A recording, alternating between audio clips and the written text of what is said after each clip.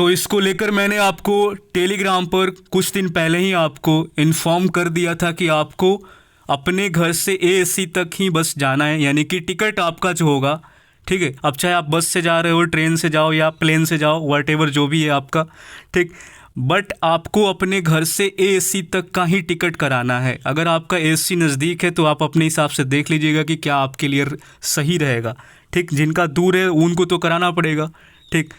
तो कुछ लोगों का डाउट ये था कि एक बार आप सीएसबी से पूछ लीजिए, मतलब कुछ लोगों को होता है कि अंदर से एक बार, मतलब कि जब तक वो ऑफिशियली कुछ ना बता दे तब इनको ऐसा लगता है कि अभी टिकट नहीं कराना है। तो अब आप लोग टिकट ज़रूर करा लेना। अगर आप भी अभी भी वेट कर रहे हो कि जब वीडियो आएगा तो ही बनाएंगे, तो आप बना लेना आप लोग, ठीक है। अभी कुछ देर पहले मैंने सीएसबी को भी फ़ोन करके ये चीज़ें पूछा, उन्होंने यही बताया, और आपका कॉल लेटर पर भी मेंशन है, ठीक।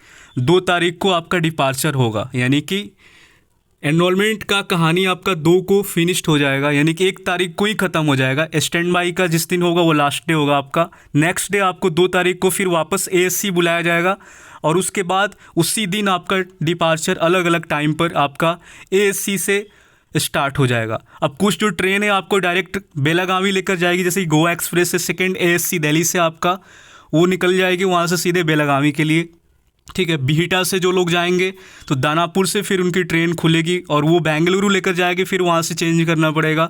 तो कुछ ऐसा सिस्टम रहेगा कि कुछ लोगों का मतलब डायरेक्ट एटीएस यानी कि बेलागावी रेलवे स्टेशन पर सीधे पहुँच जाएगी ट्रेन, कुछ लोगों की ट्रेन पहले बेंगलुरु जाएगी, देन वहाँ से फिर आपको चेंज करना पड़ेगा, ठीक है। तो ये आपका जो काम है, आपका बस ये काम है कि आप कैसे भी करके जो आपका रिपोर्टिंग डेट और टाइम दिया गया है उस डेट और टाइम पर पहुंच जाना है आपको, ठीक है। पहला दिन आप लोग लेट ना करिएगा। 5 बजे आपको सुबह में बुलाया गया तो 5 बजे यानी कि उससे पहले आपको गेट पर पहुंच जाना है, ठीक। 4:45 4:30 आप अपने हिसाब से, मतलब कि 15 मिनट 10 मिनट, मतलब 5 बजे से पहले आपको गेट पर पहुंच जाना है, क्योंकि आपका जो काम होगा पहला दिन ही होगा। यानी कि जो डेट आपका रिपोर्टिंग का दिया गया, यानी कि जैसे मान लो किसी का 29 दिया, किसी का 30 दिया है, ठीक, तो उस डेट को उनको पहुंचना पड़ेगा, ठीक है। और टाइम से पहले पहुंचेगा, क्योंकि 2 आपका काम होगा, डॉक्यूमेंटेशन होगा, मेडिकल होगा। मेडिकल एंड डॉक्यूमेंटेशन आपका फर्स्ट डे डन किया जाएगा, सेकेंड डे फिर आपको बुलाया जाएगा। मतलब कि जब तक स्टैंड बाई वाले के दिन तक ही आप जाओगे, मतलब 1 तारीख तक आपको एएससी जाना पड़ेगा। भले आपको बैठाया जाए वहाँ पे, काम वाम कुछ नहीं रहेगा, पहला दिन ही आपका काम है। बाकी दिन बस आप बैठोगे, कुछ लेक्चर सुनोगे, कुछ चीज़ें बताएंगे, कुछ यही सब चलता रहेगा आपका। बाकी पहला दिन आपका इंपॉर्टेंट रहेगा, जिस दिन आपका रिपोर्टिंग रहेगा, तो उस दिन आप लोग डिले वगैरह या कुछ ऐसा कुछ ना करना, ठीक। टाइम से पहुंचना है। बाकी वो अगला दिन से आपको अपने टाइम देकर बुलाएंगे, या जो रहेगा उनके हिसाब से आपका नेक्स्ट डे से प्रोसेस आपका होगा, बट आपको आना डेली पड़ेगा, ठीक। और 2 तारीख को आपको मतलब कि वहाँ से निकाल दिया जाएगा, ठीक है, डिपार्चर होगा। और जो व्यवस्था रुकने का रहेगा, स्टे का, वो आपको अपने खुद का ही करना पड़ेगा, ठीक। ये एयरफोर्स नहीं करेगी, ठीक है। आपको एएससी से जब काम हो जाएगा तो बाहर निकाल दिया जाएगा, और बाहर आपको होटल में रुकना है, या किसी का रिश्तेदार के जान पहचान है तो उनके घर आपको रुकना है, या खुद का कोई व्यवस्था है, जो भी है आपका, आप अपने हिसाब से स्टे का करोगे, वो भी एएससी के बाहर, ठीक। तो ये सब चीज़ें आपका रहेगा, ठीक है। तो ये सब चीज़ आप देख लीजिएगा, सब कुछ अपना बैठा लीजिएगा, ठीक है, ये रहेगा। और बाकी तो 2 तारीख को वो लेकर आपको निकल जाएंगे। बस आपको काम करना है कि कैसे भी करके जब तक स्टैंड बाई वालों का नहीं हो जाता है तब तक आपको एएससी के बाहर रुकना पड़ेगा, या तो घर नज़दीक है तो आप घर भी जा सकते हो, ठीक है। तो आप अपने हिसाब से देख लीजिएगा, ठीक। तो ये चीज़ आपको बताना था कि अभी भी कुछ जो कि होल्ड पर टिकट वगैरह करके रखे हैं कि बाद में करेंगे, ऐसा करेंगे, तो टिकट वगैरह देख लीजिएगा कि एएससी तक पहुंचने के लिए जो ट्रेन आपके लिए बेस्ट है तो आप वो कर लीजिएगा, क्योंकि आपको मतलब डेट से 1 दिन पहले पहुंचना पड़ेगा, या तो कुछ घंटा पहले आपको पहुंचना पड़ेगा। मतलब अभी क्या है कि ठंडी चल रहा है तो काफ़ी सारी ट्रेन डिले भी चल रही है, तो उस हिसाब से भी आपको देखना पड़ेगा कि कहीं लेट वगैरह ना हो जाए। क्योंकि हम बार बार एक चीज़ बोल रहे हैं कि फर्स्ट डे बहुत ज़्यादा इंपॉर्टेंट रहेगा आपके लिए, कि टाइम से आप पहले पहुँचो, क्योंकि फर्स्ट नहीं सारा प्रोसेस आपका होने वाला है, बाकी दिन तो बस आपको बैठाया जाएगा।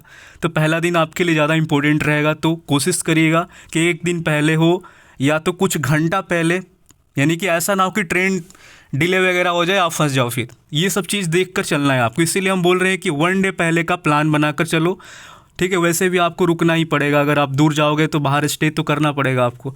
इससे अच्छा है कि एक दिन पहले पहुंच जाओगे तो आपके लिए ज़्यादा बेहतर रहेगा। थोड़ा बहुत रिलैक्स कर लोगे, आराम कर लोगे तो आपके लिए थोड़ा सा आइज वगैरह में भी सही रहेगा। जब मेडिकल होगा आपका तो ये ठीक ठाक रहेगा।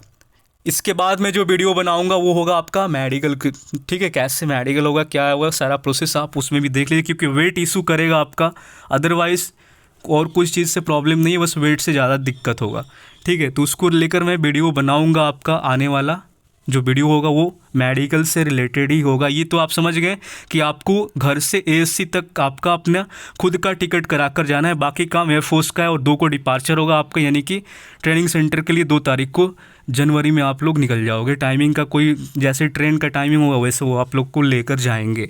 बात क्लियर समझ में आ गई होगी, ठीक। तो अब जाकर आप लोग टिकट कर लेना। मिलते हैं नेक्स्ट वीडियो में, तब तक के लिए जय हिंद। और चैनल को कर लेना सब्सक्राइब, और सबको ये वीडियो शेयर कर देना, ताकि अभी तक जो बैठे हुए हैं टिकट नहीं किए हैं वो अपने टिकट वगैरह करा लें, या खुद मतलब जो नज़दीक वाले होंगे उनके लिए कोई दिक्कत नहीं है, वो तो कभी भी उठ कर चले जाएंगे, तो ऐसा कुछ है नहीं, ठीक है। बाकी अब कोई ऐसा अपना माइंड में कोई डाउट ना रखना है कि हमें सब वहीं से खुद जाना है, ऐसा कुछ नहीं है। बस आपको एएससी तक जाना है, बाकी कुछ काम नहीं है आपको, ठीक है। और बाकी जो फॉर्म वगैरह है वो अपना रेडी कर लीजिए। कॉन्सेंट फॉर्म अंडर 18 वाले जो उम्र के हैं कॉन्सेंट फॉर्म भर लेंगे, जिनके शरीर पर यानी कि बॉडी पर टैटू वगैरह, और टैटू फॉर्म भर लेंगे। जो कि मतलब 18+ हैं उनको कॉन्सेंट फॉर्म भरने की कोई ज़रूरत नहीं है। जिनके शरीर में कोई टैटू नहीं है उनको भी कोई टैटू फॉर्म भरने की ज़रूरत नहीं है। बस उनको एक एक्स्ट्रा काम है कैरेक्टर सर्टिफिकेट बनवाना, जो कि हर एक कैंडिडेट का है, चाहे अंडर 18 हो चाहे 18+ हो, कैरेक्टर आपको चाहिए ही चाहिए, ठीक। तो कैरेक्टर सर्टिफिकेट आपको बनवाना है वार्ड पार्षद से, मुखिया से। ऑनलाइन भी आप अप्लाई कर सकते हो, बहुत सारा हर एक मतलब कि हर स्टेट में ऑनलाइन का व्यवस्था हो गया है। तो ऑनलाइन आप कैफ़े से भी अप्लाई करोगे, एसपी का साइन वगैरह करके डिजिटली आपका मिल जाएगा। या तो आप सरपंच से, मुखिया से भी बनवा सकते हैं, उनका भी अपना एक फॉर्मेट होता है, तो वो भी चलेगा आपका। जो मैंने टेलीग्राम पर दे रखा है वो भी फॉर्मेट आपका चलेगा। तो जैसे हो आप करा सकते हो, गैजेट ऑफिसर वगैरह से साइन करा सकते हो, उनका भी आपका चल जाएगा, ठीक। प्रिंसिपल है आपके स्कूल के, कॉलेज वगैरह के, तो इनसे भी आप करा सकते हो, इनसे भी आपका हो जाएगा, ठीक है। तो बाकी अगर कोई डाउट आ रहा है किस चीज़ पर वीडियो चाहिए होगा, आप हम मतलब बता दीजिएगा कमेंट करके, ठीक है।